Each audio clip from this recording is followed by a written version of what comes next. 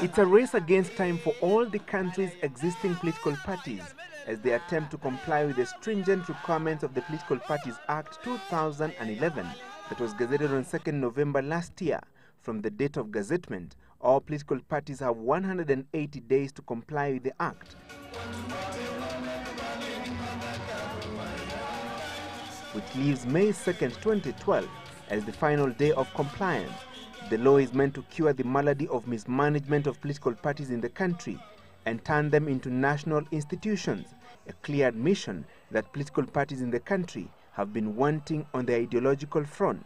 But that can be explained by our history, from where we came from one-party system to now multi-party system, and they have not been properly managed, that is political parties, and because of that you have witnessed a lot of party hopping. But with the new constitutional dispensation, there is hope that political parties will become organized. We don't have political parties. All what we have are ethnic assemblages, and these ethnic assemblages are also around individuals as opposed to around an organizing principle. And this is the reality of our politics.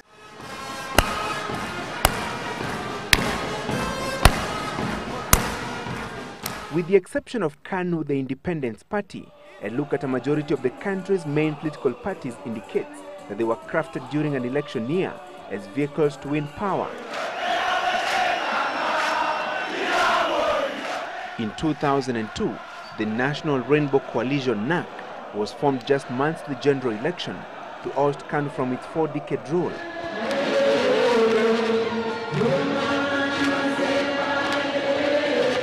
In 2007, the Party of National Unity (PNU) was crafted less than 3 months to the general election for President Kibaki to defend his seat. Prime Minister Raila Odinga's Orange Democratic Movement Party (ODM) and Vice President Kalonzo Musyoka's ODM Kenya, now renamed Wiper Democratic Party, were also crafted in 2007, though they trace their roots to the 2005 referendum poll. The political party just became a vehicle for accessing power and nothing else, nothing to believe in. There's a conglomeration of various people from different tribes who are like the kingpins of those tribes, and then they form a political party and they run away with the people. So I think that is really where the problem comes from. The Political Parties Act 2011 that all parties must fully comply with by May 2nd this year has stringent requirements meant to instill discipline in the conduct and management of political parties. All the existing 48 political parties have 180 days from the Act's date of gazettement to fully comply. At the moment, we are saying that political parties are not a single one is fully registered, but they are out there popularizing themselves, opening offices, recruiting, mobilizing, and restructuring themselves.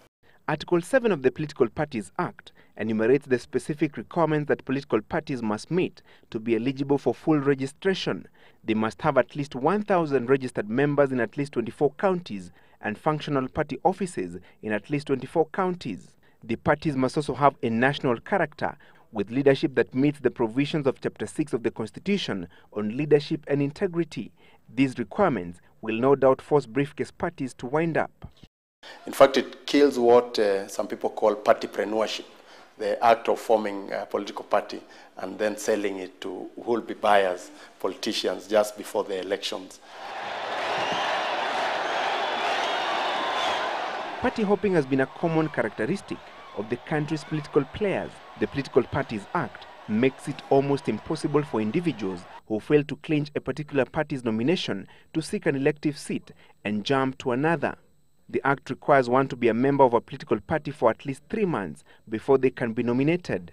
You cannot belong to one party today and move away to another party if you truly believe in the ideologies of that party. For example, you have as many citizens, for example, registering for Party X, and their names are already with the Registrar of Political Parties.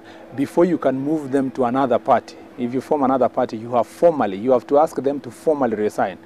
Unlike previous general elections, where party leaders allocated parliamentary and civic nomination slots to their political allies and cronies, the Political Parties Act, together with the Elections Act, introduces a more streamlined and participatory process.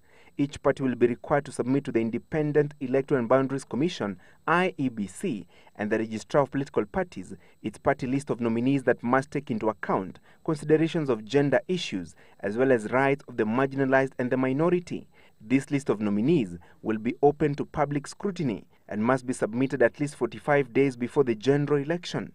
That party nomination list will have to be forwarded to the Electoral Commission 45 days before the election day, meaning that if your name was not in the list, you cannot be nominated after the general election. So if you are in a ballot paper, apart from presidential and vice presidential candidates, if you are in the nomination list, you cannot also be at the ballot box. So there is no opportunity for lying to people. You know, you tell one from Coast, campaign for us, we will nominate you. You tell another one from Western, campaign for us, we'll nominate you. Now that is gone because we will just know from the party list. And you know, interestingly, it will not be the party to determine who that person after the elections has been done.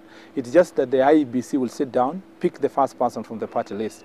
Once the Political Parties Act is fully operationalized, it will be difficult for politicians to form political parties while still members of other political parties. It will be an offense to be a member of more than one political party, or even to advocate for the formation of another political party, or even propagate the ideologies of another political party. The upside of it is you can see them rushing to form serious political entities because they know that very soon there will be somebody coming in to enforce the mechanisms under the Act. So they also want to comply before the chickens come home to roost. Funding of political parties has also been streamlined. Parties will be funded from the Consolidated Fund with the introduction of a political parties fund that shall be at least 0.3% of the total national revenue. However, only parties that garner at least 5% of the total votes cast in the preceding general election shall be eligible for funding. No individual will be allowed to fund more than 5% of a political party's annual budget. It will also be criminal for political parties to receive funding from foreigners. But like-minded organizations, other political parties from foreign countries may give assistance, and we are saying assistance to a political party, technical assistance, not funds. Even though the Political Parties Act does not compel anyone to be a member of a certain political party, an individual who wishes to quit his or her party must do so in writing, and it will also be a criminal offense for any Kenyan to hold membership of more than one political party. Francis Gachuri for the KIBAKI Succession series.